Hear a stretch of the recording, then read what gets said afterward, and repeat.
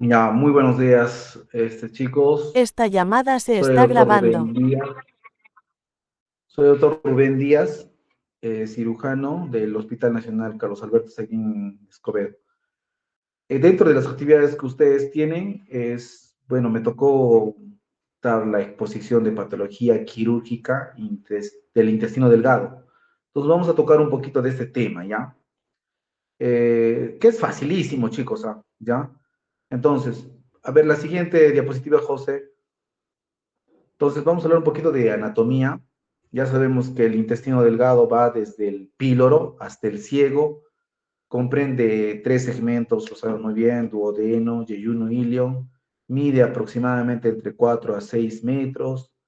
La diferencia entre cada segmento duodenal, yeyunal, ileal van a comprender la característica de la irrigación, como ahí dice, contiene los pliegues mucosos, cada uno va a tener su característica especial, uno que se presenta, que los pliegues mucosos son más gruesos, en otros son más delgados.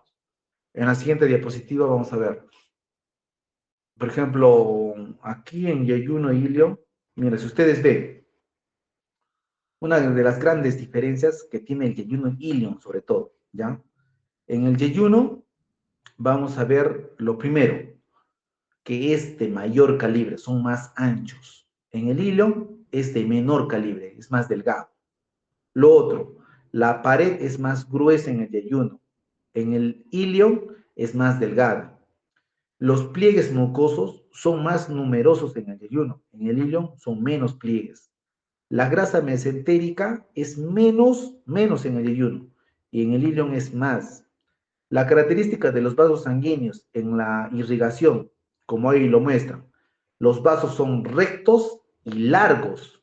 En el otro son vasos rectos y cortos, ¿ya? Ahora, los vasos sanguíneos también en la característica son que son longitudinales, en el otro son arcadas o curveados, en el hilo, ¿ya? Es la característica especial. Luego, lo que otro deberían de ver también es la irrigación, ¿no? Normalmente el yeyuno ilion, el duodeno, por ejemplo, está irrigado por las ramas de las arterias celíacas, del tronco celíaco, como la gastroduodenal, la pancrático duodenal. En el yeyuno y ilion netamente es irrigado por la arteria mesentérica superior a través de sus arterias yeyunales, arterias ileales y arterias iliocólicas. ¿Ya? Luego, la, o el drenaje venoso va a depender mucho de la vena porta. ¿Ya? Luego, esta lesión vascular, como vamos a tocar más adelante, si se obstruye va a producir una hipoperfusión, una isquemia, necrosis y perforación, ¿no? Y sepsis. Vamos a ver eso. Luego, a la siguiente, vamos a hablar de la primera patología. Ah, no, histología. Como cualquier otro tejido histológico del tubo gastrointestinal, están conformados por cuatro capas, ¿no? Una mucosa, una submucosa, una muscular y una serosa.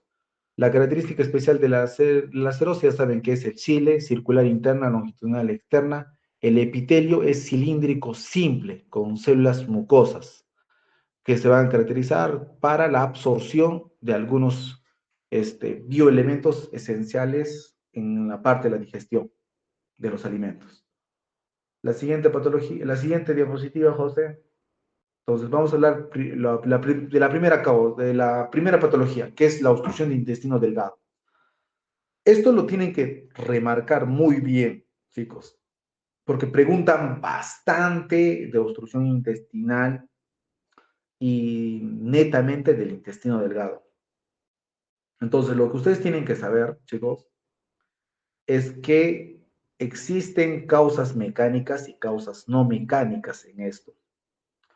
Yo voy a incidir mucho en esto de la obstrucción de intestino delgado porque preguntan mucho en el ENA y en el residentado médico.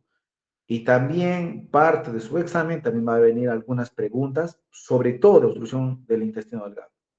Entonces, entre las causas mecánicas he puesto varias, ¿no? He puesto adherencias, hernias, tumores, enfermedad de Crohn, Bowle, hilo biliar, etc. Hay muchas causas. De todas estas, las que tienen que ustedes remarcar son las causas por adherencias y hernias. Entonces, ¿cómo lo van a clasificar esto, chicos? Para que ustedes se den cuenta. Por ejemplo, les van a preguntar en obstrucción del intestino delgado o netamente obstrucción, ¿ya? Entonces, si les preguntan, por ejemplo, causas de obstrucción del intestino delgado en el recién nacido, ¿cuál creen que sea, chicos? ¿El meconio? Exactamente, hilo meconial, muy bien, muy bien, muy bien. Y la causa de obstrucción del intestino delgado en lactantes, facilísimo también, ¿no? La intususcepción intestinal. Y en el adulto, por ejemplo, esas preguntas son típicas del ENAN y del residentado, chicos. Preguntan y preguntan. En el adulto, por ejemplo, en el adulto, lo que caracteriza así es, causas de obstrucción intestinal, así, frecuente en el adulto. Y te ponen ahí, si te ponen dentro de todas las alternativas, por ejemplo, te vienen ahorita una pregunta de este tipo y te ponen adherencias, hernias, tumores, vólvulo, intususcepción, ¿cuál marca? Así en general, causa de obstrucción intestinal en el adulto mayor.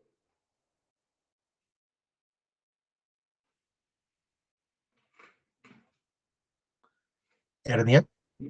Nunca se olviden, es adherencias. Adherencias. Hernias está como segunda. Si en caso clínico te preguntan, paciente con un cuadro típico de obstrucción intestinal, y te ponen ahí antecedente quirúrgico, adherencias. No te preguntan un antecedente quirúrgico, no te va a venir adherencias, te va a venir hernias.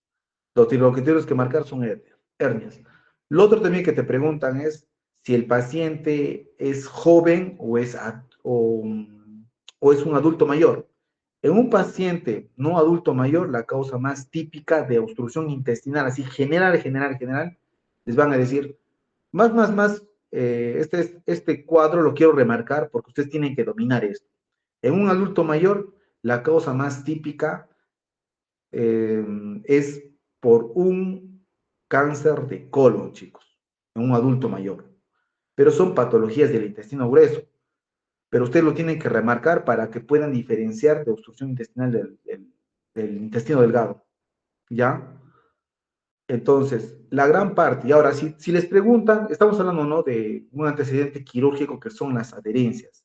Y si nos preguntan del paciente postoperado y desencadena o desarrolla una obstrucción intestinal por adherencias, ¿cuál es la cirugía que más predomina para que se produzca una obstrucción por adherencias? O sea, desde el punto de vista quirúrgico, ¿eh? La gran parte de cirugías pélvicas. Entre esas, la que remarca bien son las cesáreas, chicos. Si les viene en el examen eso del qué cirugía es la que desencadena más adherencias y se pueda producir una obstrucción, son las cirugías pélvicas. Cualquier cirugía pélvica que esté ahí, márquenla. Y entre esas, la más predominante y la más frecuente son las cirugías por cesáreo. ¿Ya? No se olviden de eso. ¿Ya? Entonces, ahora, ya saben, la causa más frecuente de obstrucción intestinal siempre va a remarcar adherencias. Si les preguntan de todas, ¿no? Si es adulto mayor, adulto menor, ¿cuál es la causa más típica? Adherencias, nunca se olviden. Marquen esa. Siempre va a ser la respuesta a eso. ¿Ya? Pasa a la siguiente, José. Ya, entonces, el cuadro típico, ¿cómo se va a presentar en estos pacientes? El cuadro típico es dolor abdominal, vómitos, distensión abdominal y constipación, ¿no? Y al examen físico vamos a encontrar que los ruidos intestinales están aumentados en un inicio, pero después por lucha se van a dar los famosos ruidos metálicos o borborismos, y luego va a haber una disminución, ya ruidos disminuidos tardíamente. Se va a presentar una deshidratación, una taquicardia, por retención del tercer espacio y todo eso. Y el diagnóstico, ¿cómo lo vamos a hacer? Con una radiografía versus una tomografía. Si tenemos el alcance, una tomografía excelente nos ayuda. ¿Por qué? Nos señala mucho mejor la tomografía el punto de transición, dónde es la obstrucción, y determinar de una vez la causa. Porque la causa, como les he dicho, puede ser adherencias, puede ser una hernia, puede ser tumores, puede ser hasta un hilo biliar. ¿Saben qué es un hilo biliar, chicos?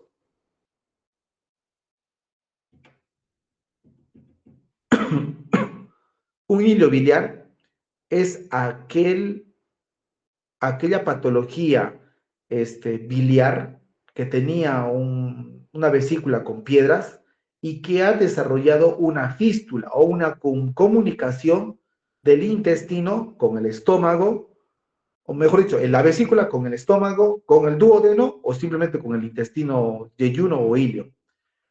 La migración de estos cálculos al intestino hacen de que se produzca una obstrucción por este mismo cálculo.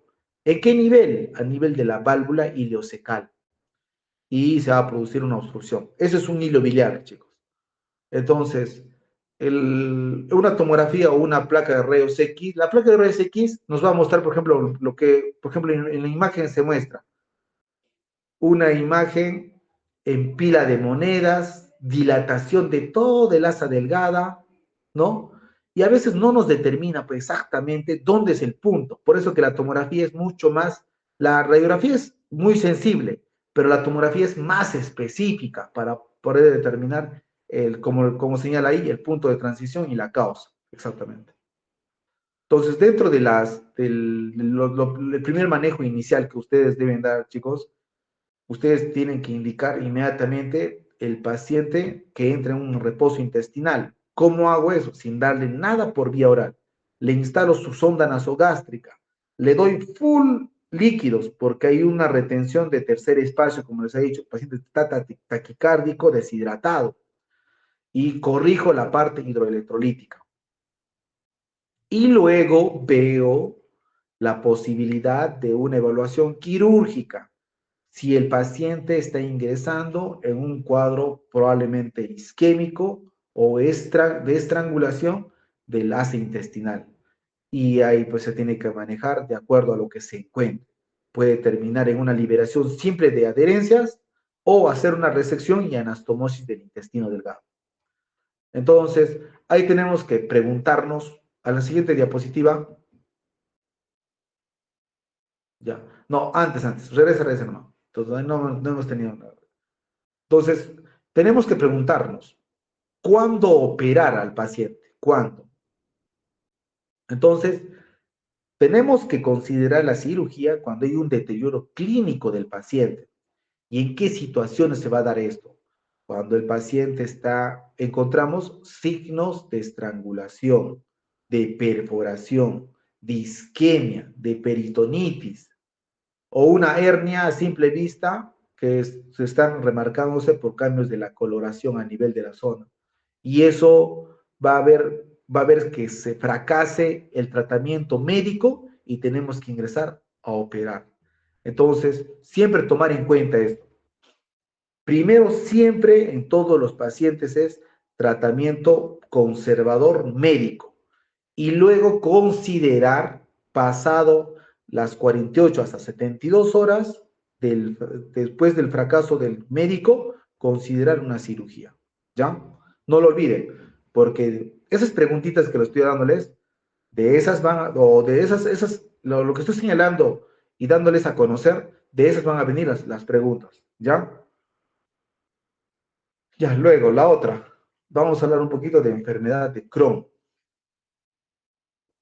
Entonces, la enfermedad de Crohn es una inflamación idiopática de toda la pared del intestino delgado, ¿no? En realidad, el Crohn se puede presentar desde la boca, chicos, hasta el ano. Pero uno de sus segmentos predisponentes y que le gusta posarse la enfermedad de Crohn es la parte del ilion terminal. Entonces, por eso es que remarca bastante la enfermedad de Crohn, porque la gran parte que nosotros manejamos y vienen sospechas por patologías gastrointestinales y nos hacen religar siempre la referencia, ¿no? De que podría tratarse de una apendicitis aguda porque el hilo terminal se encuentra en la parte derecha. Entonces, es esto de la enfermedad de Crohn. Por eso lo he remarcado, que es importante que ustedes sepan diferenciar. Entonces, eh, tenemos, tenemos que ver la siguiente diapositiva. Ya, no, antes, José. Vamos a ver acá. La clínica en cada uno. Ya, en la clínica, chicos, lo que ustedes tienen que dominar es esto. Por ejemplo, en lo que es cuando hay un posicionamiento de la enfermedad en ilion terminal, lo que caracteriza a esta enfermedad en el ilion terminal es dolor abdominal en fosa ilíaca derecha. Eso es lo que le caracteriza. Y cuando se presenta en un segmento del colon, lo que le caracteriza es hemorragia, una hematoquesia, dolor y hematoquesia o simplemente hematoquesia nomás, están ahí con deposiciones sanguinolentas. Y en la parte del recto, lo que caracteriza es presencia de fisuras y fístulas perianales. Entonces, cada uno tenemos que saber dominar, ¿no? En qué posición, como le estaba contándoles, es un diagnóstico diferencial muy típico la presencia de Crohn en el hilo terminal con un diagnóstico diferencial que es la apendicitis. Y tenemos que saber diferenciar cuándo se presenta un manejo médico y cuándo quirúrgico y cuándo empezar a tratarlos. A la siguiente diapositiva. Entonces aquí tenemos que ver esto. Por ejemplo, si a nivel del hilo terminal se puede presentar de esta manera: una estenosis como un cuadro de obstrucción, una inflamación transmural, y se puede presentar una fístula o simplemente dolor. Una fístula más penetración se va a caracterizar por un absceso. Se perfora, penetra y se fistuliza y se forma un absceso y se tiene que drenar. Y la inflamación intensa nos va a llevar a una perforación, como dice acá. Entonces, las opciones van a ser la resección limitada, hay que hacer una anastomosis y la estructuroplastía. ¿Qué es la estructuroplastía? Es la manera de conservar más el segmento intestinal a reseccionar, para evitar sobre todo síndrome de intestino corto, chicos. ¿Ya? Ya, la siguiente. Ya, divertículo de Meckel. También es necesario hablar del divertículo de Meckel. Tenemos que hablar de la regla clásica de los dos, que se presenta en el 2% de la población. Se presenta a 2 pies de la válvula ileocecal o a 60 centímetros de la válvula ileocecal. No puede contener mucosa ectópica, y al tener mucosa ectópica, esto secreta diferentes secreciones de otros segmentos intestinales o del tejido gastrointestinal. Y las complicaciones se presentan en una minoría. Las complicaciones quirúrgicas más frecuentes son la diverticulitis o inflamación de este divertículo o la hemorragia. Eso lo tenemos que manejar muy bien. También se puede presentar como una obstrucción intestinal a través de una invaginación intestinal. Estos desarrollan una cuerda fibrosa, una cuerda fibroestenótica que jala al intestino, así como en la imagen, y van a formar una intussuspensión o invaginación del intestino y va a provocar posteriormente una obstrucción intestinal. Se puede presentar como una hernia de Litre. La hernia de Litre es un epónimo que cuando una hernia contiene a un divertículo de Meckel se denomina hernia de Litre. ¿Lo hemos visto quirúrgicamente? Sí, lo hemos visto. Y se maneja como cualquier otra hernia. ¿Ya? La siguiente diapositiva. Entonces, hay que manejar. ¿Cuándo manejamos quirúrgicamente? Cuando es un Meckel complicado. Cuando este Meckel está sangrando. Sangra sobre todo cuando tiene mucosa gástrica ectópica. se caracteriza por tener secreción ácida, su úlcera y este comienza a sangrar. Y la otra parte que tenemos que manejarlo es por una obstrucción, como les he repetido, cuando existe esta fibra nótica, replegable, que hace de que se invagine el intestino sobre otro y se convierta en una cirugía de emergencia. O se volvule fácilmente también, rote a través de su mesenterio que tiene el meso del divertículo y rote también el intestino. Y también nos causa este problema. Entonces, el tratamiento es quirúrgico, hay que hacer una diverticulectomía, puede ser en bloque, en cuña, o hacer una resección total del intestino y hacer una anastomosis. Hay diferentes técnicas de acuerdo a lo que se ve. Pero ustedes lo que tienen que saber es cuándo tratar el Meckel, porque el Meckel puede ser un hallazgo incidental. Cuando se hace una cápsula endoscópica, cuando se hace una cirugía, ingresamos por un cuadro de vesícula y luego notamos que hay un pliegue de mucosa. Ese momento no se trata el Meckel, se trata cuando se complica el problema, ¿ya? Luego, al siguiente, lo otro que tienen que ustedes saber muy bien también es la isquemia intestinal. Entonces, dentro de la isquemia intestinal está la famosa trombosis por una causa arterial. Paciente con antecedente de fibrilación auricular que envía coágulos cuando hay un mal control de esta fibrilación auricular y obstruye una rama de la arteria mesentérica. Y la clínica típica que se presenta es un dolor desproporcionado, dice como aquí nombra, ¿no? Y ese dolor desproporcionado, ¿a qué se refiere? Que es un dolor intenso que se presentó súbitamente. Entonces, estos inmediatamente, si no se tratan o no se diagnostica a tiempo, pasan a ser necrosis y una peritonitis con perforación del intestino delgado. Entonces, eso hay que tratarlo inmediatamente. Ya, a la siguiente. Entonces, la conducta, ¿qué es? Por ejemplo, hay que darle papaverina, por ejemplo. La papaverina es un revascularizador que se da en estos casos de trombosis. ¿Para qué? Para que se pueda inmediatamente eh, tratar de conservar la perfusión de ese segmento intestinal que se está agravándose. Luego, por eso aquí le pongo, ¿no? Restaurar el flujo cuando sea posible, a través de esa papaverina o también algunos anticoagulantes. Pero para tomar exactamente qué segmento intestinal está comprometido y diagnóstico gol estándar, se debe tomar una angiotem. Ya saben, una angiotomografía nos va a determinar el segmento que se está comprometiendo. Luego hay que identificar intestino viable al momento de estar realizando la cirugía, reseccionar solamente el intestino necrótico y preservar el intestino, lo que más podamos. ¿Para qué? Para evitar un síndrome de intestino corto, ¿ya? Entonces, incluso en algunas oportunidades se puede hacer una cirugía de control de daños nada más y entrar con una segunda cirugía, ¿ya? La siguiente, ya, el otro, que es importante, el síndrome de intestino corto. ¿Cómo se define el síndrome del intestino corto? Como la presencia de menos de 2 metros de intestino delgado.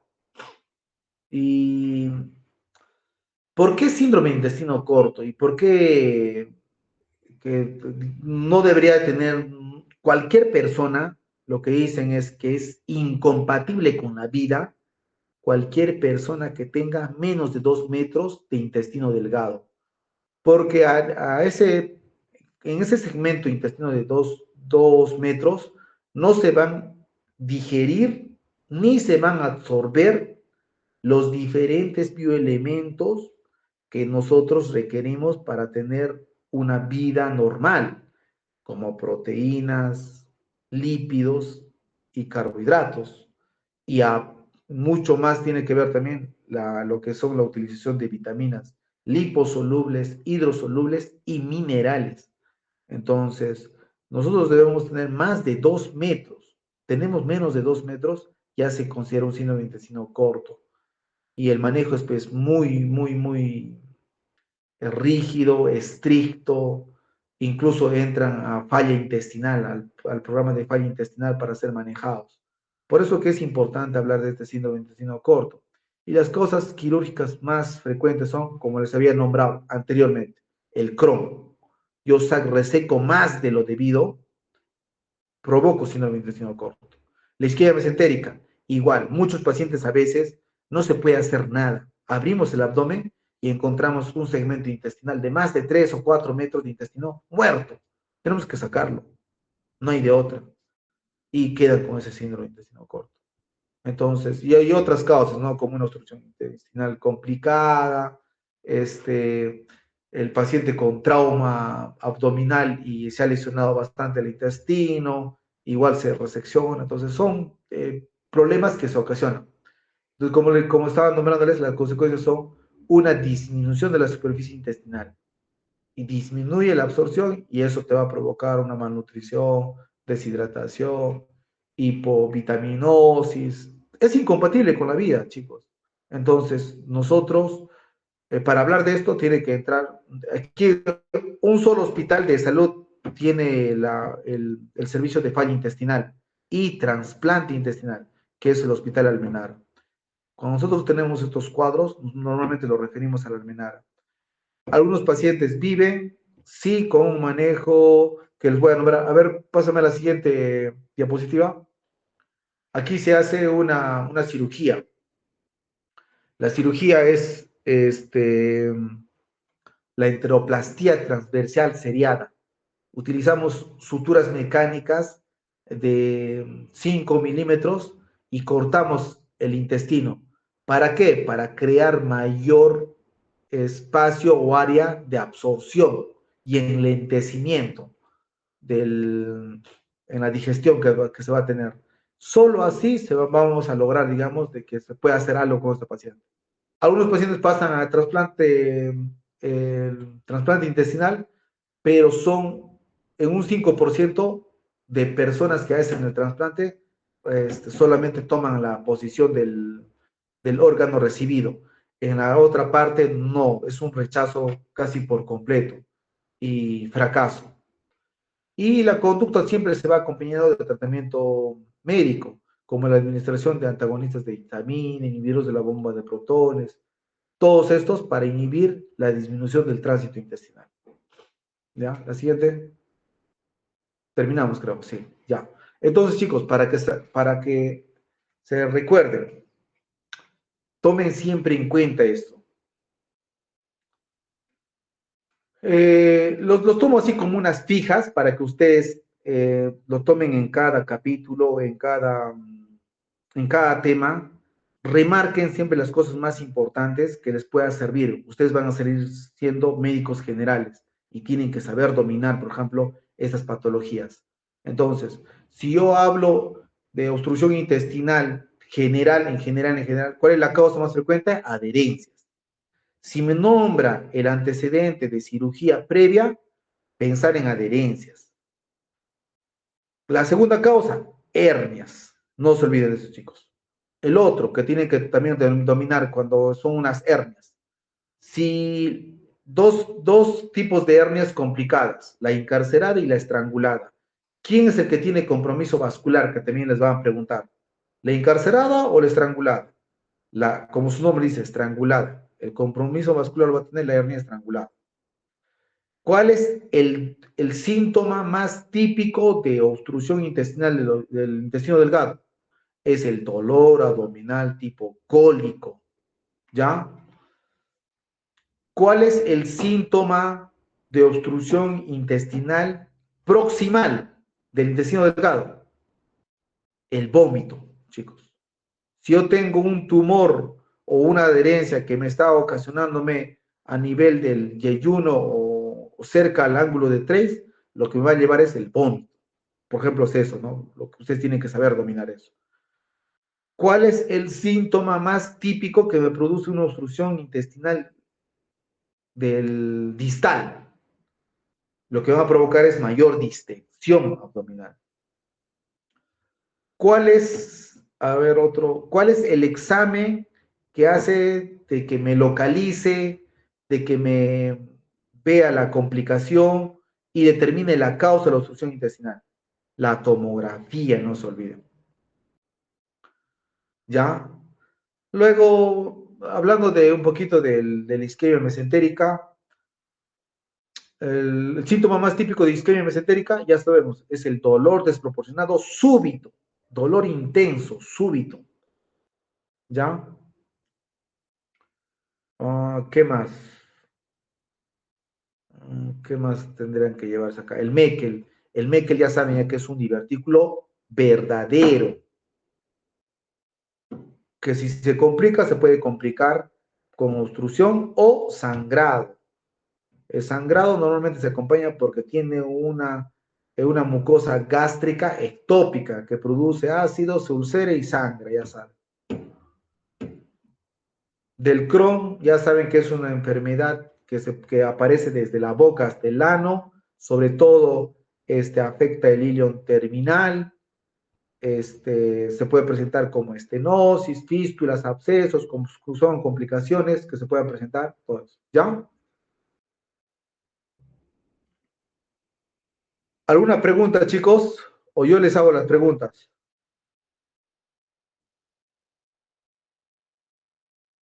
Sí, Doc, tengo una pregunta. Ya, perfecto. Cuando hablaba del hilio biliar, ¿cuál sería la posible causa de la fístula de la vesícula del intestino, en este Ya, caso? ya, mira. Primero hay que determinar qué es una fístula colecistoentérica. Cuando nosotros hablamos de fístula, se va a determinar por un proceso inflamatorio crónico entre dos estructuras. Y las dos estructuras es fundamentalmente entre la pared de la vesícula y la pared del intestino.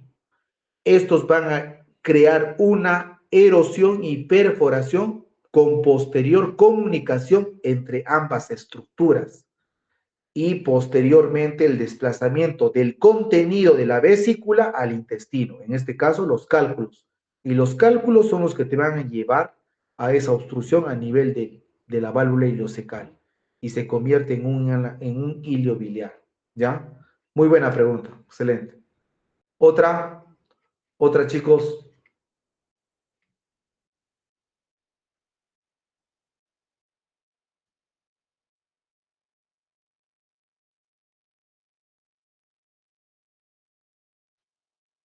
¿Todo bien? ¿Alguna pregunta?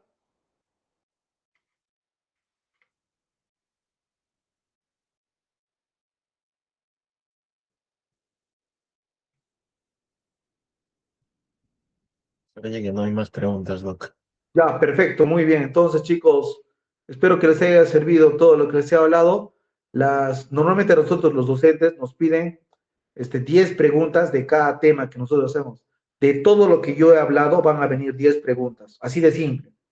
Si ustedes han captado 10 preguntas, de ahí van a sacar 2 o 3 preguntas para su examen. Ya la van a tener como ya algo fijo, ¿ya? Entonces, cuídense mucho, fue un gusto. Muchas gracias, Doc. Tengo un buen día. Chao, cuídense mucho.